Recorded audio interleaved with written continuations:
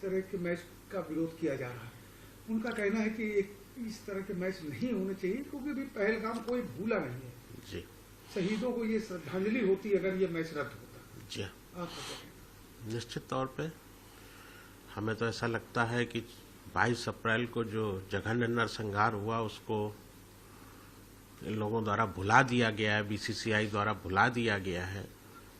जो आतंकवादी देश दशकों से हमारे देश में आतंकवाद फैला रहा है, न जाने कितने हमारे देश के निर्दोष नागरिक, न जाने हमारे कितने देश के सैनिकों का खून बहा चुका है, शहीद कर चुका है।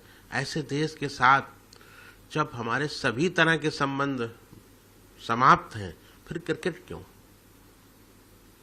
बहुत से लोग तर्क देते हैं।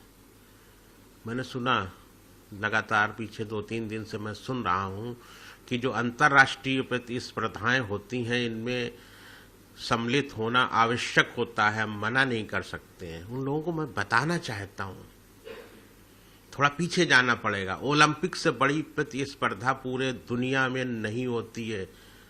खेल का सबसे बड़ा आयोजन ओलंपिक होता है। 1980 का सन में जाइए, रसिया के मॉस्को में ओलंपिक खेलों का आयोजन हुआ था, जिसमें अमेरिका सहित कई देशों ने उसका बहिष्कार किया था।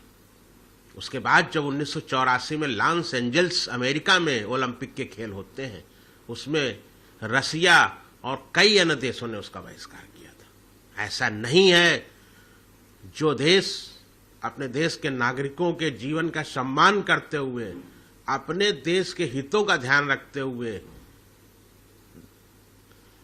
ओलंपिक सरीखी बड़ी स्पर्धाओं का बहिष्कार कर सकते हैं, तो क्या हमारा देश इस छोटी सी प्रतिस्पर्धा का बहिष्कार नहीं कर सकता? ये मात्र धन के लालच में और पैसा कमाने के लिए आयोजन किया जा रहा है। पैसे के सामने इस देश के निर्दोष नागरिकों का, इस देश के सैनिकों की शहादत का कोई मूल्य नहीं रह गया है। बहुत दुख के साथ मुझे आज कहना पड़ रहा है कि मेरे बारंबार और उन 26 परिवारों का और पूरे देश की भावनाओं का सम्मान नहीं किया गया है। और जो ये आज हो रहा है भारत पाकिस्तान मैच, इसका मैं विरोध करता हूं, प्रबल विरोध करता हूं। और पूरे देश के 140 करोड़ देशवासियों से मैं निवेदन करता हूं कि कोई भी इस मैच को न देखे। जब दर्शक ही नहीं होंगे, देखने वाले ही नहीं होंगे, तब इन लोग को पता लगेगा कि देश की भावनाएं क्या है। एक सवाल खड़ा होता है मंशा पर, कि व्यक्ति की मंशा क्या थी।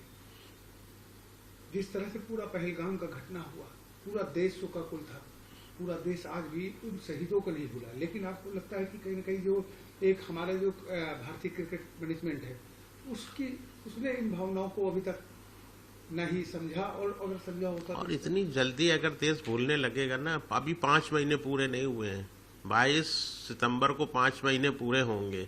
इतनी जल्दी देश अगर भूलने लगेगा तो हमें तो ऐसा लगता है कि किसी दूसरे पहलगाम का इंतजार कर रहे हैं। उस आतंकवादी देश को कब समझ में आएगा कि हम गलत कर रहे हैं, जब पूरी दुनिया उसका बहिष्कार करेगी। आज हमारा देश इतना कमजोर राष्ट्र नहीं है।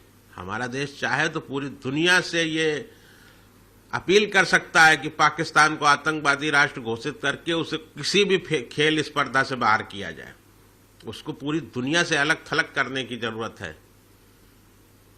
वो काम न करके उनके साथ खेल रहे हैं, तो उसका मनोबल तो बढ़ेगा, उसका मनोबल टूटेगा कैसे? पाकिस्तान की सरकार, वहां के सेना प्रमुख, वहां के प्रधानमंत्री, वहां के राष्ट्रपति, वहां के खिलाड़ी, इतना गंदा स्टेटमेंट उन लोगों ने दिया है। जब पहलगाम की घटना हुई थी उसके बाद उनके स्टेटमेंट आप लोगों ने दिखाए, मीडिया ने दिखाए, इतने गंदे और इतने खराब थे जो आप लोग चला भी नहीं सकते थे अपने चैनल में।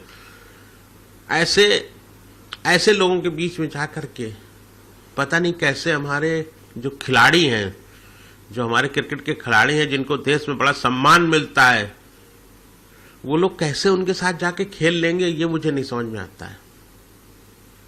और क्रिकेट के जो महान खिलाड़ी, जिनको क्रिकेट का देवता कहा जाता है, वो चुप बैठे हैं, कोई वक्तव्य नहीं है उनका। अगर आप देश के साथ नहीं खड़े होंगे, कल को दूसरा पहलगाम होगा और भगवान न करे कहीं आपके परिवार का अगर कोई गया, तब आपको समझ आएगा क्या होता है दर्द, क्या तकलीफ होती है।